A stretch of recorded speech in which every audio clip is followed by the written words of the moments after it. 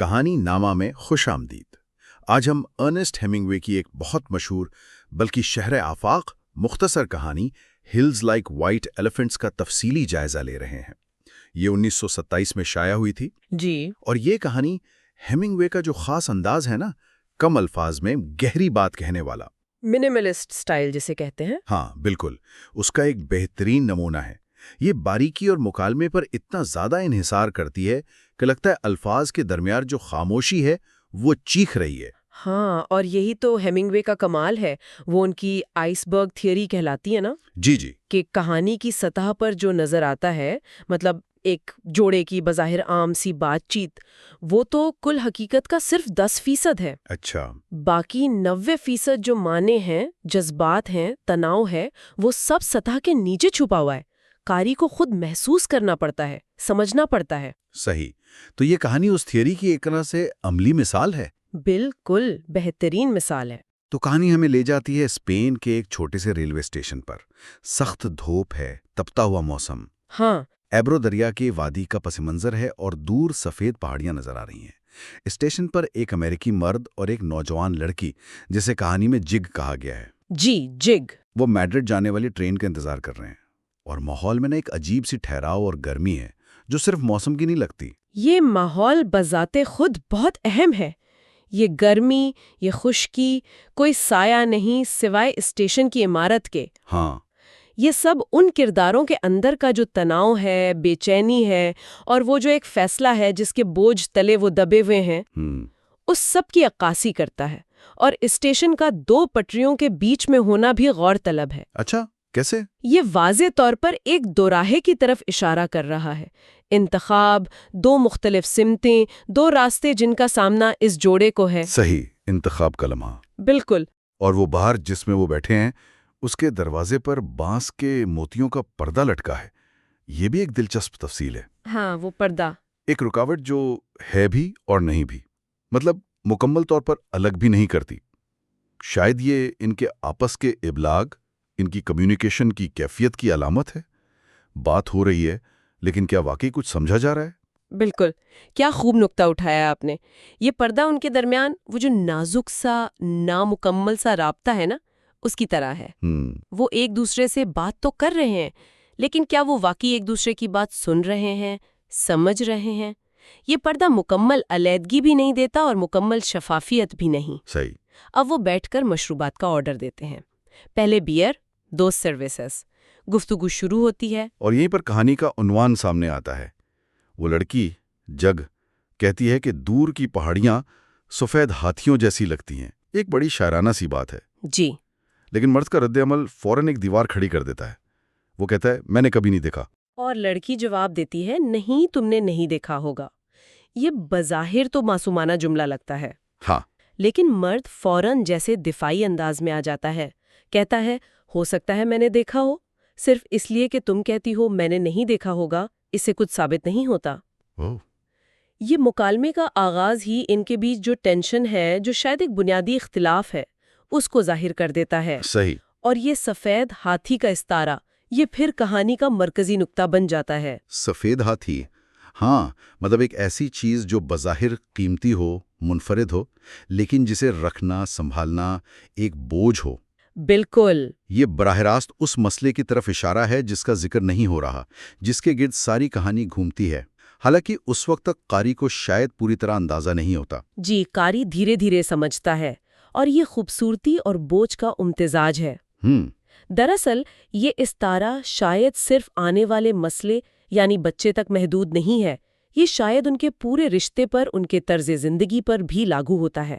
اچھا، یہ دلچسپ ہے۔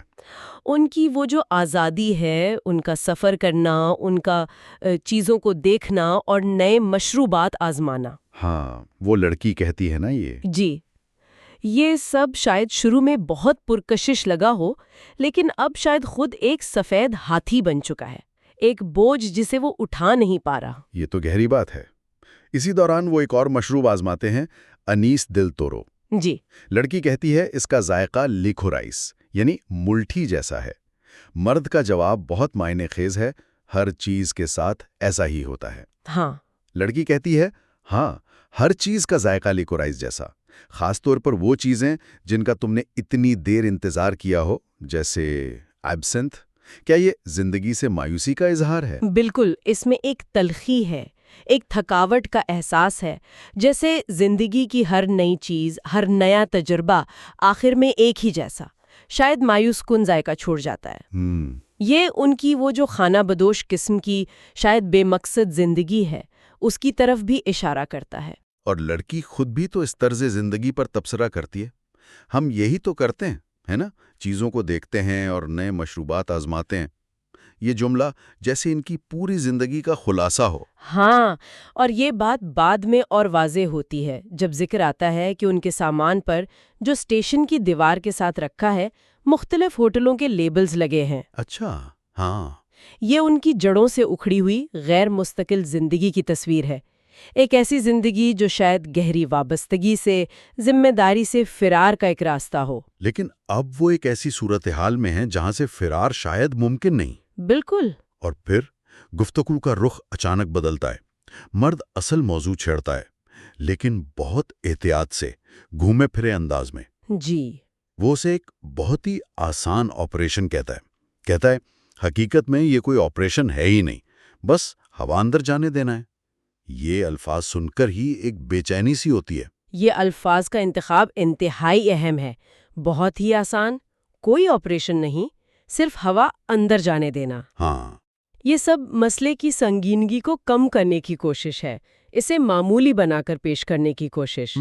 قاری سمجھ جاتا ہے کہ بات اسقاط حامل یعنی ابورشن کی ہو رہی ہے، لیکن مرد وہ لفظ استعمال نہیں کرتا، بالکل گریز کرتا ہے۔ جی، اس کا بار بار پرفیکٹلی سمپل یا بالکل آسان اور پرفیکٹلی نیچرل یعنی بالکل قدرتی کہنا، یہ صرف یقین دہانی نہیں ہے، یہ ایک طرح کا نفسیاتی دباؤ ہے۔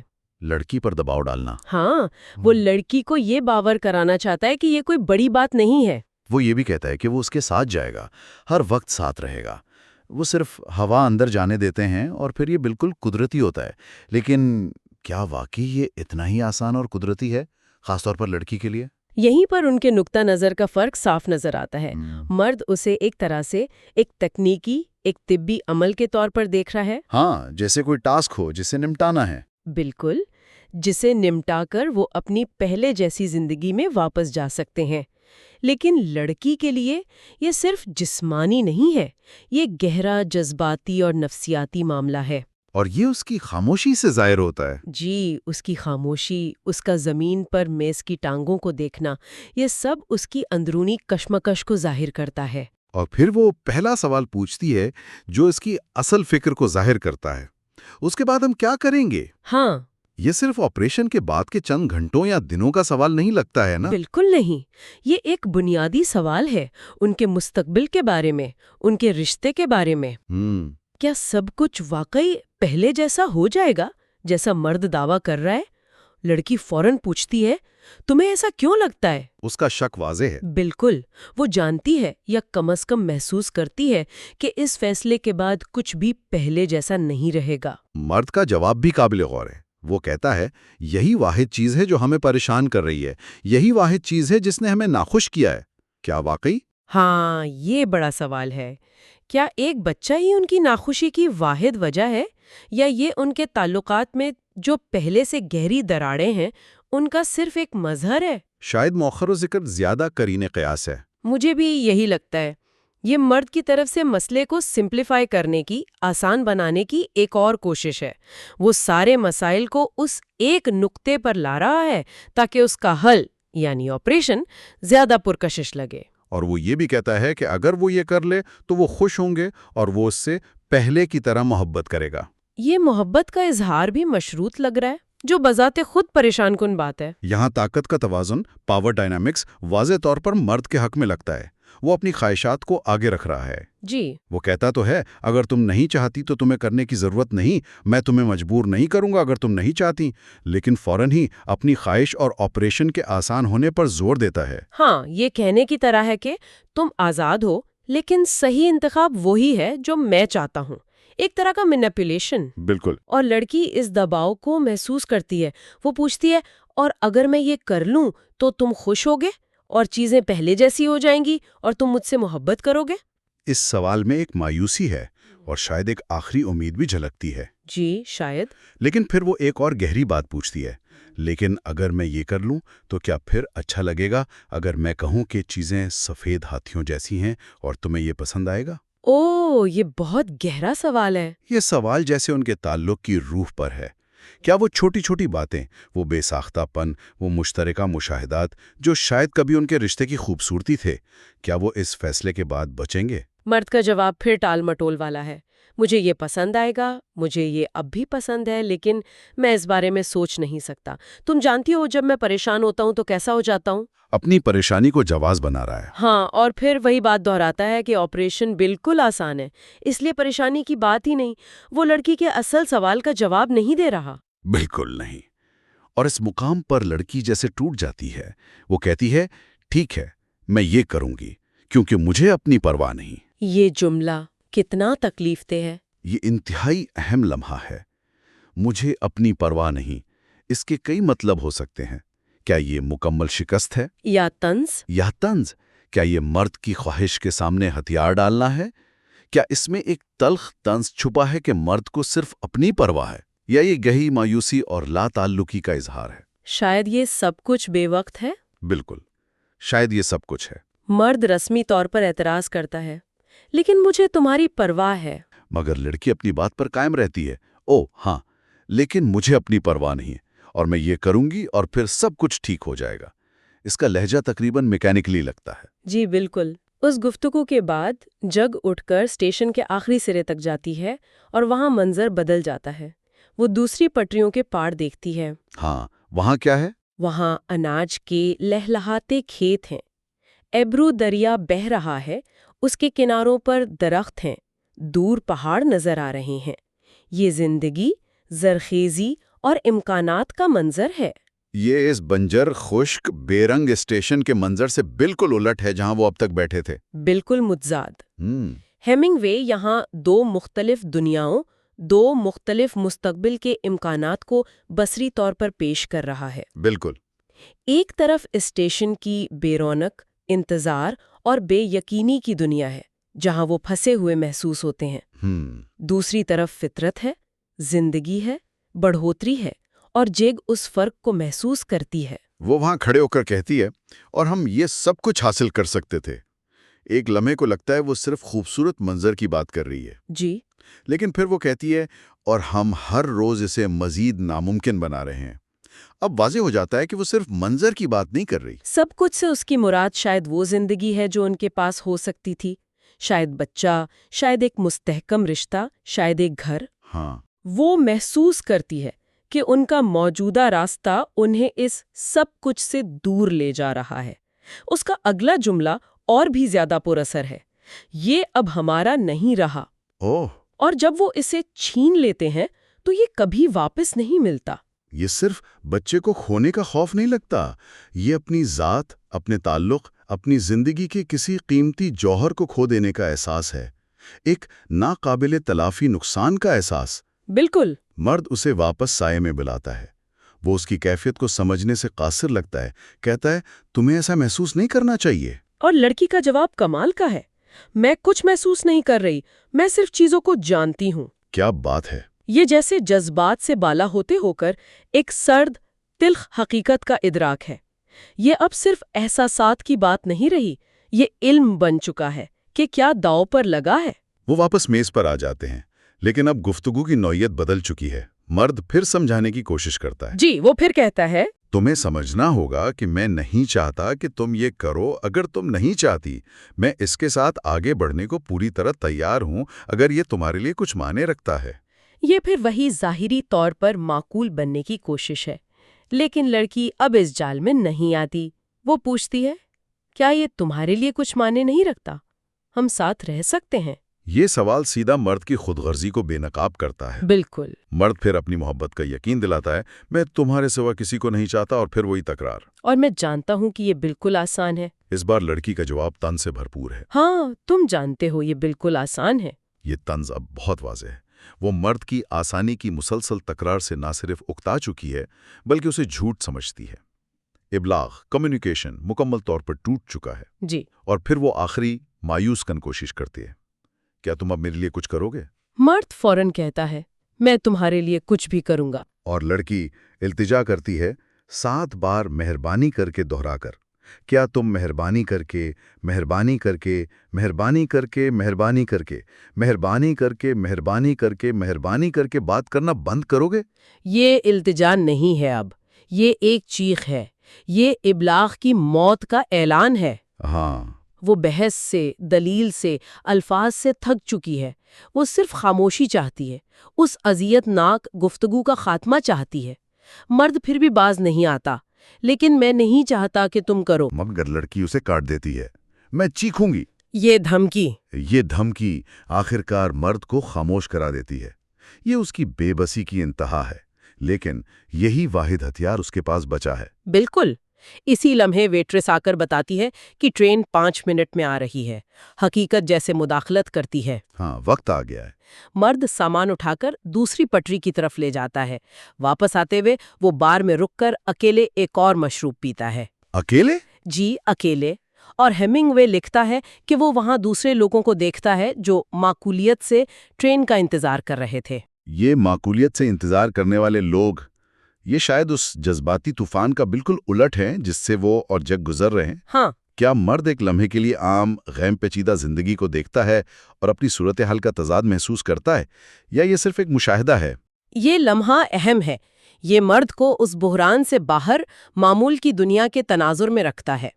شاید وہ ان لوگوں پر رشک کرتا ہے جن کی زندگیاں اتنی الجھی ہوئی نہیں ہیں. یا شاید وہ خود کو ان سے الگ تھلگ محسوس کرتا ہے. یہ اس کی تنہائی کو بھی نمایاں کر سکتا ہے، باوجود اس کے کہ وہ لڑکی کے ساتھ ہے. جب وہ میز پر واپس آتا ہے، کہانی اپنے سب سے مبہم ایمبیگوس مقام پر پہنچتی ہے. لڑکی اسے دیکھ کر مسکراتی ہے. مسکراتی ہے؟ جی. مرد پوچھتا ہے، کیا تم بہتر محسوس کر رہی ہو؟ یہ سوال بذات خود کئی سوال اٹھاتا ہے. کیا وہ واقعی اس کی خیریت پوچھ رہا ہے، یا صرف یہ جاننا چاہتا ہے کہ کیا وہ مان گئی ہے، کیا مسئلہ حل ہو گیا ہے؟ بالکل. اور لڑکی کا جواب، میں ٹھیک محسوس کر رہی ہوں، مجھے کچھ نہیں ہوا، میں ٹھیک محسوس کر رہی ہوں. یہ اختتام، یہ ہیمنگ وے کی فنکاری کا عروج ہے. میں ٹھیک محسوس کر رہی ہوں، اس کا کیا مطلب ہے؟ ہاں، کیا مطلب ہے اس کا؟ کیا اس نے فیصلہ کر لیا ہے؟ اگر ہاں تو کیا وہ آپریشن کروائے گی یا بچے کو رکھنے کا فیصلہ کیا ہے؟ اور کیا یہ مسکراہٹ اور یہ ٹھیک محسوس کرنا حقیقی ہے، یا یہ ایک ماسک ہے، ایک طرح کی جذباتی لاتعلقی، شکست، یا مرد کو مطمئن کرنے کی آخری کوشش؟ کیا اس نے گفتگو سے خود کو مکمل طور پر الگ کر لیا ہے، یہ سمجھتے ہوئے کہ حقیقی مفاہمت ممکن نہیں؟ ہیمنگ وے ہمیں کوئی جواب نہیں دیتا. بالکل نہیں. وہ جان بوجھ کر یہ خلا چھوڑتا ہے تاکہ قاری خود سوچے، خود محسوس کرے. کیا ان کا رشتہ اس تجربے کے بعد بچ پائے گا؟ شاید نہیں، چاہے وہ کوئی بھی فیصلہ کرے. یہی اس کہانی کی طاقت ہے. یہ ہمیں جواب دینے کے بجائے سوالات کے ساتھ چھوڑ دیتی ہے. جی. یہ سادہ الفاظ اور وہ جو طاقتور خاموشی ہے نا، اس کے ذریعے محبت، ابلاغ میں ناکامی، طاقت کے کھیل اور اخلاقی انتخاب کی پیچیدگیوں کو بے نقاب کرتی ہے. بالکل. ہلز لائک وائٹ ایلیفینٹس صرف ایک جوڑے کی کہانی نہیں ہے.